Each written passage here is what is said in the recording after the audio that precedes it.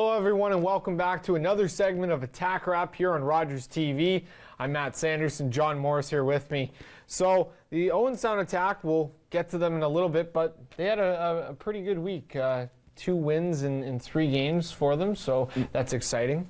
Yeah, big weekend for the Owen Sound Attack. Obviously, one of their northern road trip for the season, and they talked with the guys on the show last week. Talked about wanting to get 6 points. They get 4 of a possible 6, but we'll get more to that later. We want to go through some news and notes around the OHL this week. We want to start off with Windsor Spitfires forward Logan Brown being named the Pioneer Energy OHL Player of the Week. 2 goals, 6 assists in 3 games, and a +2 rating. You see his season stats there as well. He's up to 14 points in 6 games.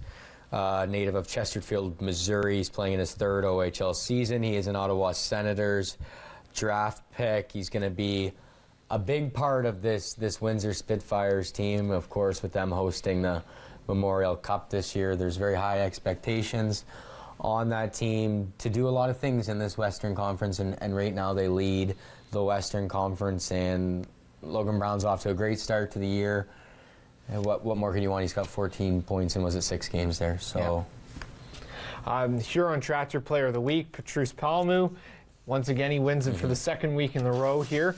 Looking at these with 6 goals, 5 assists, 11 points in 7 games right now, and he had a hat trick in the final game of the their road trip there against the Sioux. So that's he's playing in a different world right now, John, and you said it at the beginning of the year. It looks like he could rack up. He's projected to almost get near the 80-point range. Yeah, well, if you were to do his point per game, you figured he'd be in about the 75, 80, but we saw last year how much he came on at the end of the year, and just watching him play the way he's playing right now, the chemistry that he has with his line mates, being able to find him, it looks like he's going to have, obviously, a career year.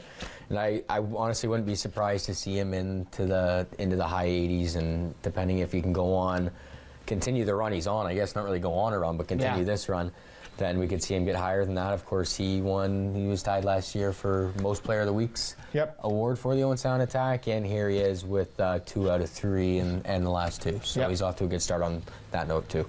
So, John, also big news as well with Thomas Shemesh with the Owen Sound Attack. Yeah, first person that I heard it from was our play-by-play man, Mark McKelvey, was that Thomas Shemesh will stick with the Florida Panthers, but not actually the Florida Panthers, but with their affiliate team in the AHL, of course, in Springfield. He's got his career stats there. Don't mind the picture. 182 games, 29 goals, and 68 assists for 97 points.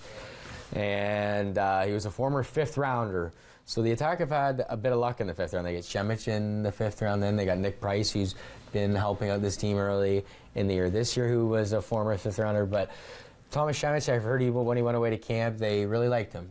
And he had a really good camp, a couple of very good performances, worked himself into a spot where they made the decision tough on the Florida Brass, and they ended up saying that they couldn't send him back. And that it means a lot to this Owen Sound team, because it was a very foggy situation, the whole overage situation with Centerami, Schmalz, Shemesh, and Brack, and now with you think what's going to happen here? Someone's going to have to be moved. Shemesh is back, and that problem's resolved too. So it's almost nice for Dale DeGray. You wonder how badly they obviously wanted this guy back. I thought he was really big last year, just the way he can move the puck up ice and get the offensive zone, but that's a decision that Dale DeGray doesn't have to deal with making anymore.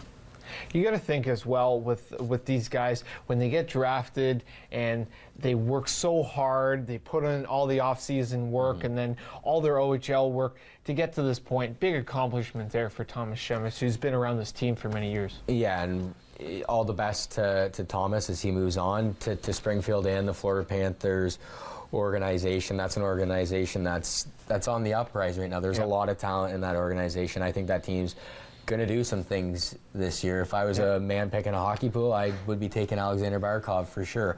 I think that they're going to be a good team, and I think Thomas, hopefully for him, he's a good fit in the AHL, and hopefully he can succeed at that level and move up into the NHL, as we saw him do so well here in Owen Sound and be such a prominent player and a big leader on this team as well. Well, continuing with the rest of the OHL, we're going to go over your scoring leaders so far this season. You should see a couple familiar faces up there. I believe Patrice Paul will be there in the 8th spot. You could go over that with us a little bit there, John. Yeah, so same as last week on the top anyways. Ryan Moore of the Flint Firebirds at 17 points. Him and Nick Camano got off to a great start. You see Nick Camano in 3rd. I don't believe I missed a trade. I think he is still a Flint Firebird, obviously. Him and Artur Tyenlund, they just switched places in 2nd and 3rd compared to last week. And there's your Pioneer Energy Player of the Week in the 5 hole there. Logan Brown. 3 goals, 11 assists, 14 points in just 6 games. So that's pretty impressive. Austin Keating was here last week. Cole Carter jumps in for the Spitfire. Nikita Korostelev with one of the sickest goals I've ever seen the Leafs prospect scoring against the Kitchener Rangers the other night on the backhand. And there's your Huron Tractor Player of the Week. So 2 players we've already talked about in the show. As you see, Patrice Paul off to a good start to the season, 11 points, a nice +1 rating, and Matt Luff, who was the Pioneer Energy Player of the Week for week 1 of the season for the Bulldogs, who I think the stat was something like they've now scored 6 or more goals for Hamilton in 5 of 7 of their games so far this season. So Matt Luff and the Bulldogs off to a good start. He's at 10 points through 6 games. Only a couple more minutes here, John, but we're going to go over the attack scoring leaders so far. Obviously, you'll see Patrice Paul, he'll be definitely up there as your number 1 guy, and then Ethan Szypula, Nick Suzuki, 2 guys that are in studio with us. And a couple guys who picked up, I believe it was 1 and 3 for Suzuki and 1 and 2 for Ethan Szypula this weekend, goals and assists respectively. You see, maybe that's your surprise one in at the 4 spot.